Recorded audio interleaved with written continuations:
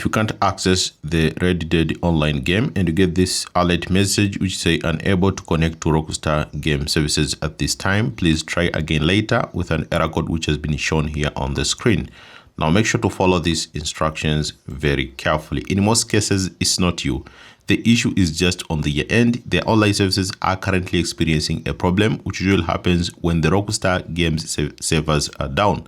That's why right now if you go to the downdetector.com website and then on the search bar here you can see the trending searches is Red Dead Redemption. So if I click here on the trending searches for this game, you can see users are reporting show possible problems with Red Dead problem. So if you scroll down here, you can see Red Dead Redemption problems reported in the last 24 hours.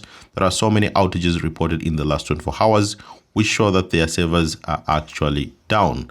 Now you'll need to wait until the servers are restored. While waiting, try this step.